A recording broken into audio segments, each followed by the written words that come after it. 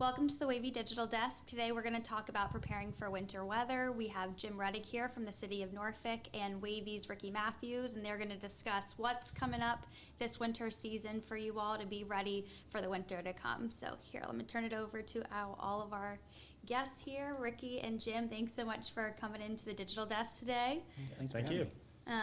Ricky, I'm turning it over to you. All right. Well, believe it or not, winter is coming, and I know that it is a dreaded saying for some people. Other people are celebrating it and wanting winter to come, and what comes with winter a lot of times. And Jim, as the Norfolk emergency manager, you have to deal with many different types of weather, and one of those is winter weather. So that's what we're going to kind of focus on today.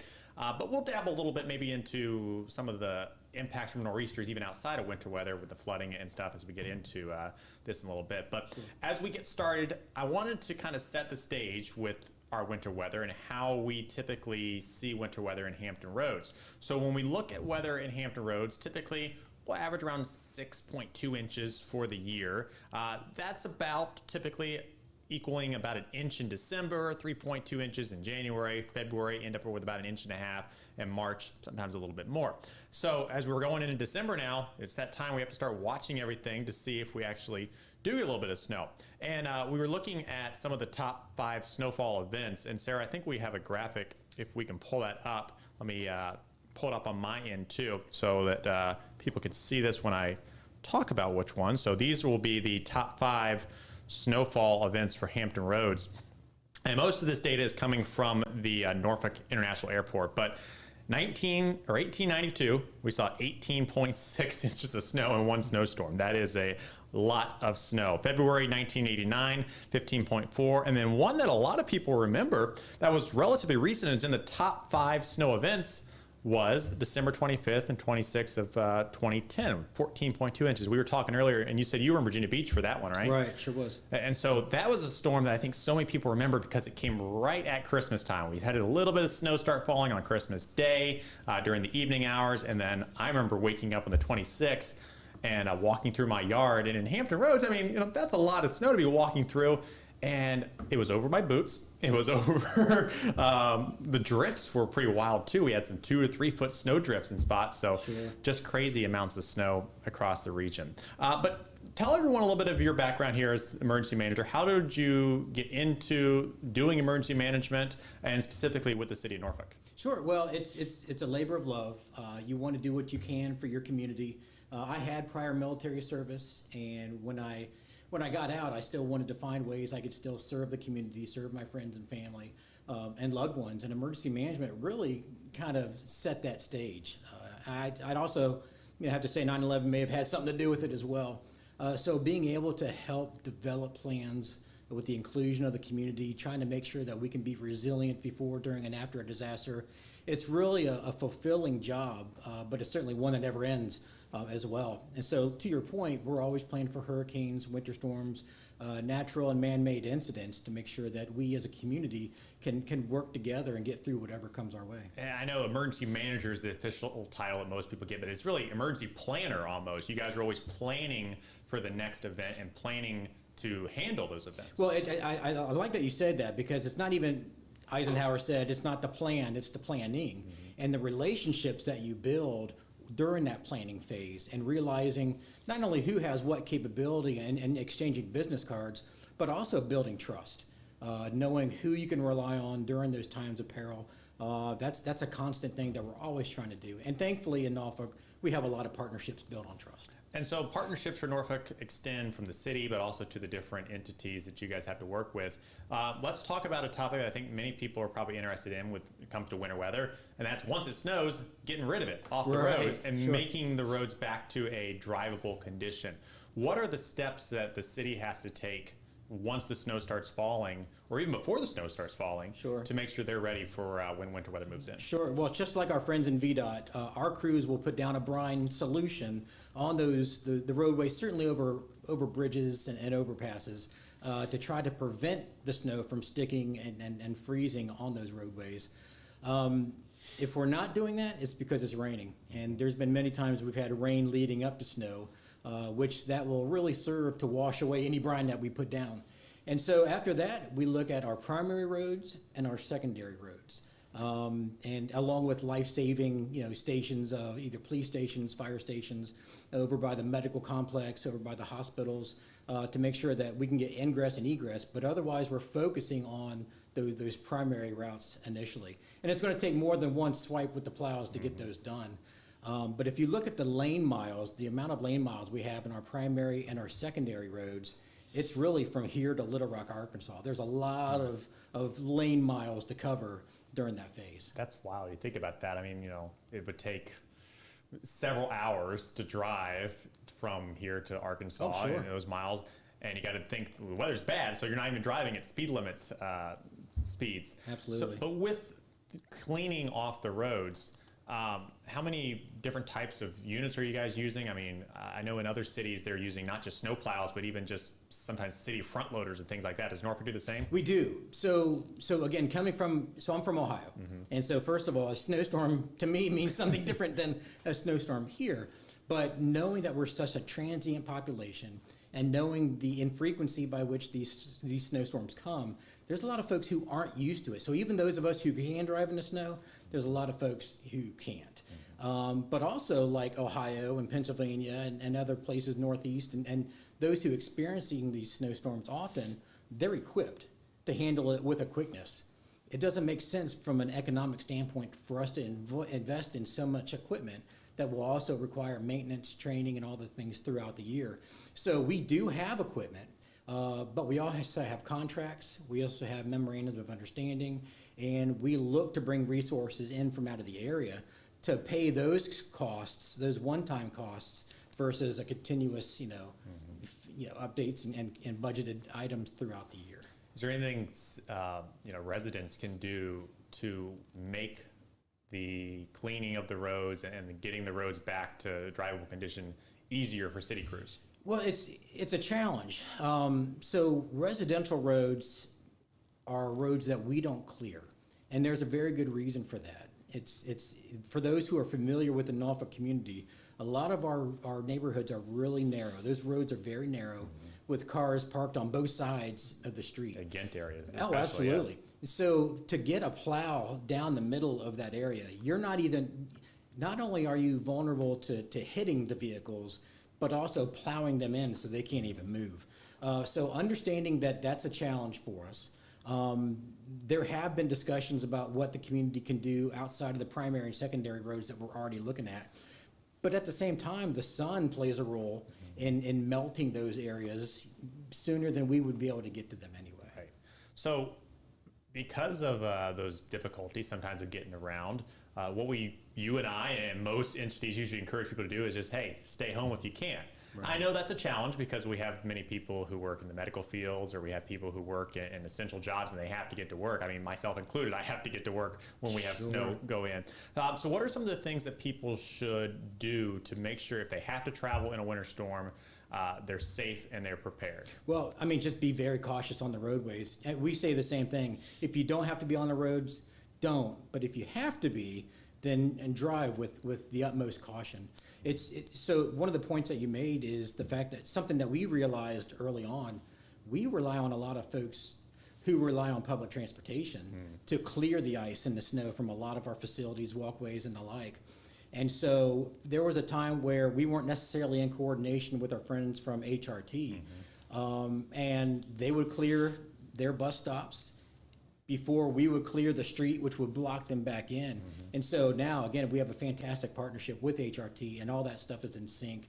As soon as the snow starts falling, we are talking about who's plowing when, right, to make sure that those folks who are really hourly wage employees, who we don't always think about, they're able to get in to do the jobs that we need them to do.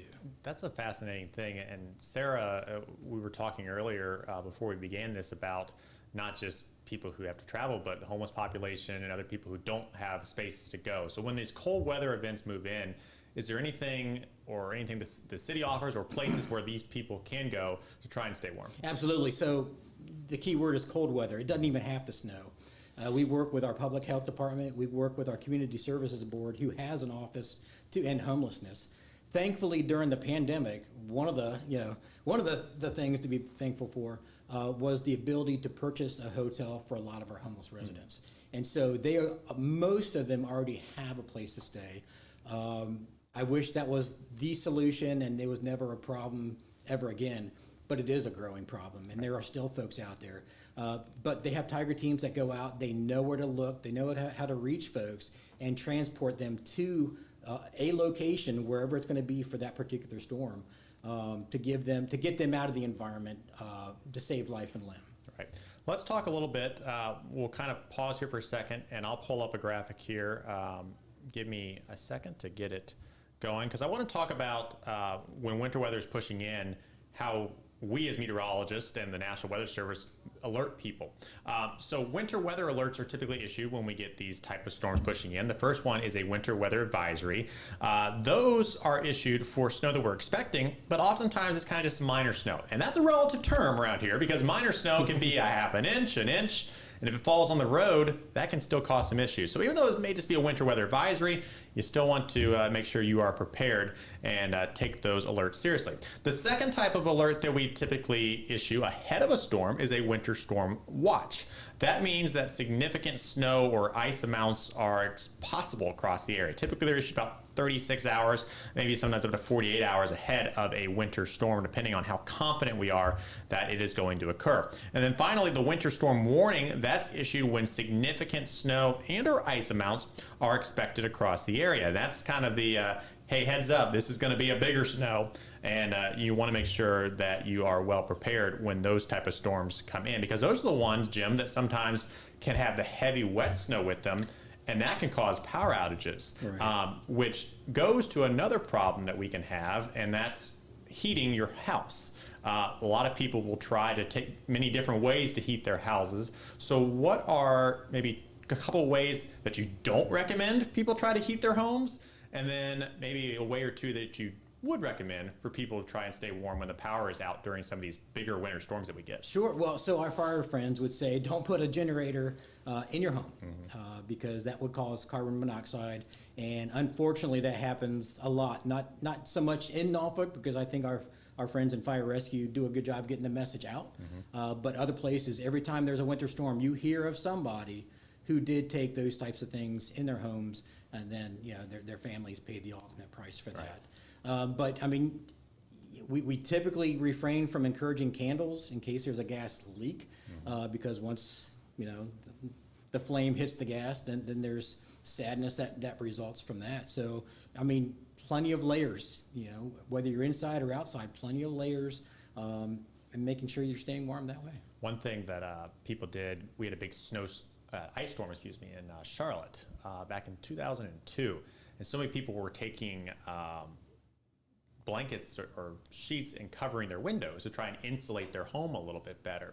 Or they would close off all the other rooms and sleep in one room. And oftentimes that was your second story room, because heat rises. Sure. And so your upstairs was obviously sometimes warmer than your downstairs. And so a lot of people, my college roommate lived in Charlotte at the time, and he told me the story, we were all kind of just huddled in one room, and that's where we stayed warm. And Right. then you don't have to dedicate trying to heat your home or trying to keep it warm to the entire house. You can kind of just focus on that one room. So That's a great point. In Ohio, we would put plastic over the windows too, to try to do the exact same thing. And the thing I've done at my house recently, all the the door seals, making sure there's no little gaps there, because that's where all that cool air just wants to rush in.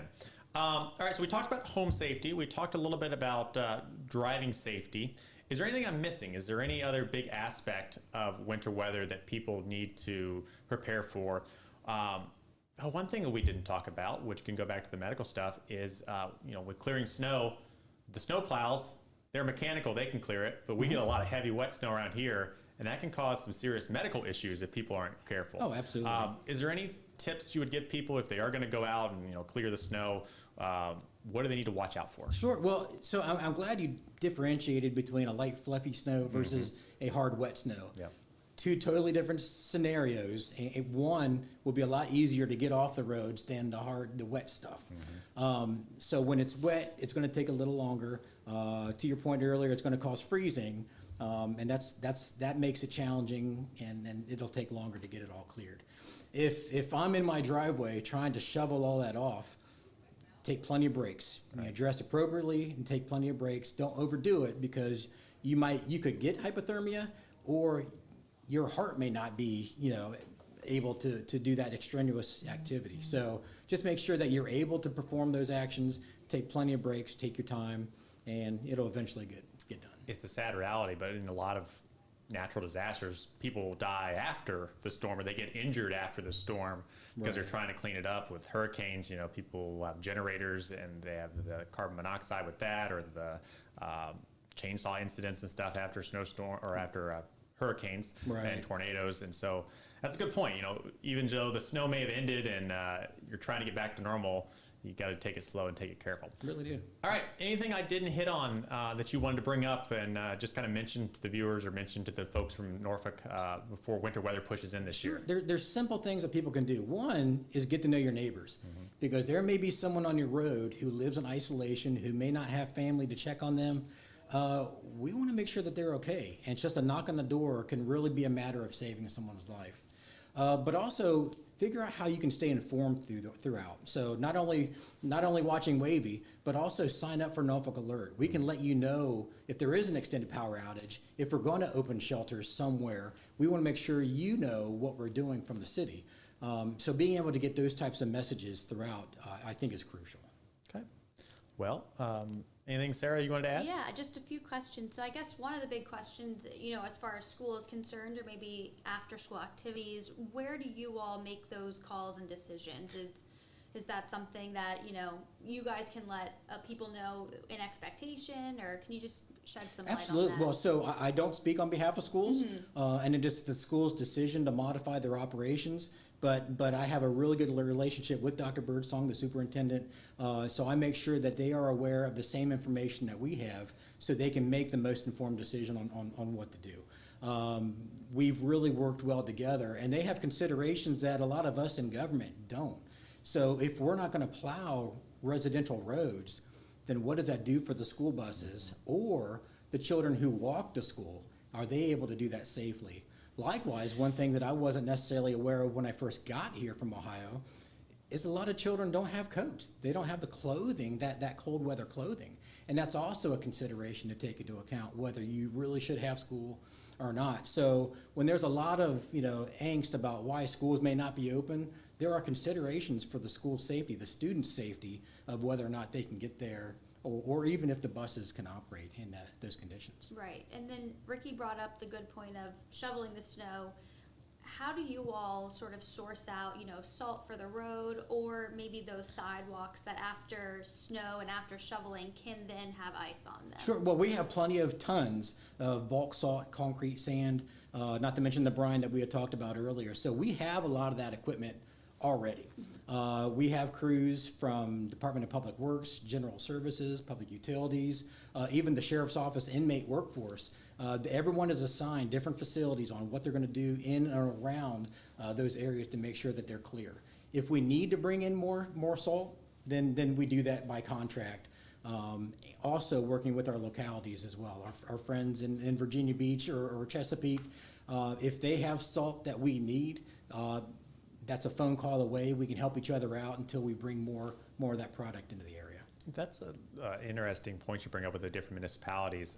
If you can shed some light on this, can we talk about how the Hampton Roads area, being 7 cities, does work together? If I remember correctly, there's the Hampton Roads Basic Emergency Management Group, correct? Mm-hmm. Yep. And so how does that come into play when it comes to preparing for things? Do you guys meet and kind of see which ways or what localities can be impacted more than how you can work together? We absolutely do. I'll say that in the past we used to collaborate very well, but not necessarily coordinate.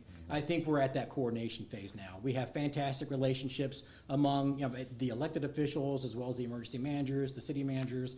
So we are collaborating all the time. Once the first initial alert comes in that we're going to get a snow emergency or hurricane or whatever it is, we're already having conference calls. So we're having conference calls among each other, with the Virginia Department of Emergency Management, with the National Weather Service. So again, everyone's getting the same information, and then we're sharing with the state what it is that we're doing and what it is we might need.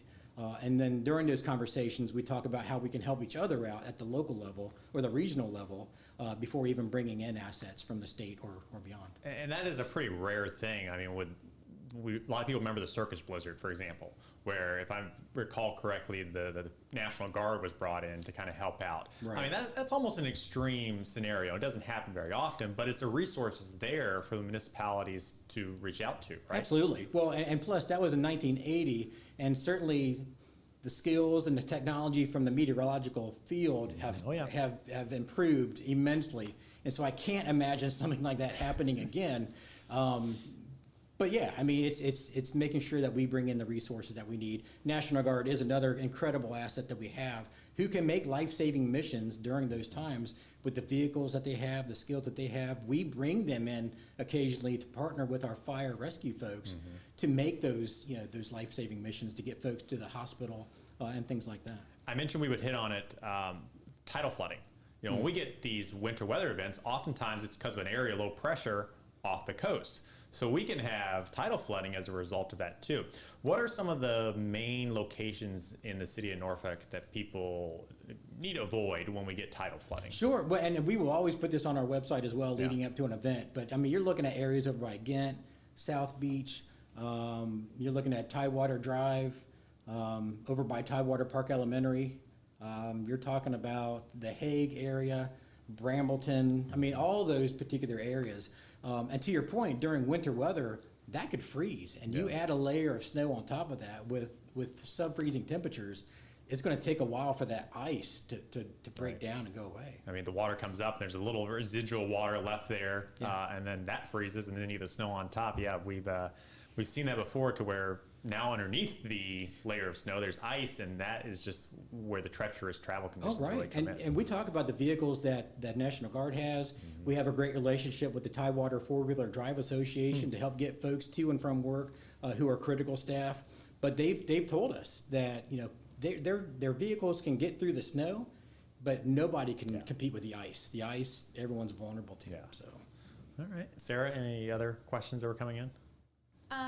No, coming in. I mean, people really want snow and they want it Christmas morning, but that's no surprise. They want the white Christmas. So typically the way I say that is put in your order with Jeff Edmondson. He's our resident snow lover. I'm okay. The first snowstorm's fun. The second one's okay. And by the third, I'm like, let's let it go. It's because you don't get a snow day. Yeah, we don't get, that's true. Neither of us get snow days. So. But yeah, we'll see. This winter could be interesting. Even just through the remainder of December could be interesting. I can't make promises as to when, but basically a couple things we look for in meteorology is for some type of blocking off near Greenland, which sounds weird, right? You're like, why do we need blocking up there? Basically, it allows for these areas of low pressure to track off our coast. So that's something there's some indications it may happen. You got to get these cool spells. Typically in a La Nina year, which is what we're going into, you would expect a warmer winter in our region and a little bit of a drier time period, but all it takes is one event to sync up. I mean, look at last year, we didn't have any snow really through much of December, and then we got into January, and it was my first 2 or 3 weeks here, and I don't think I went home on a Friday for like 2 or 3 weeks because it snowed almost every Friday into Saturday. So we'll see what this year brings, but I know there's a lot of people who love the snow, and I'd be okay with it around Christmas time. it looks beautiful at first, but then the slush that it turns into a few days after. That's true. It's the gift you want to return after about 3 days. Right. So, right. All right, Jim. Well, thank you so much for joining us. We will have some of this information, of course, in our Facebook page. If you want to go back and watch, or maybe you tuned in late and you didn't get to our conversation, you can jump in there. And as always, we appreciate the partnership that you guys have with us for the information. And if there's anything we can do, let us know. Well, thanks for all you do, and thanks for having me today. Thank you. Thank you so much. And thank you everyone who's watching. Hope we answered your question about if you can expect snow this year, but we'll keep you updated on wavy.com and WAVY TV 10 with all of your weather needs. Thanks so much for joining us.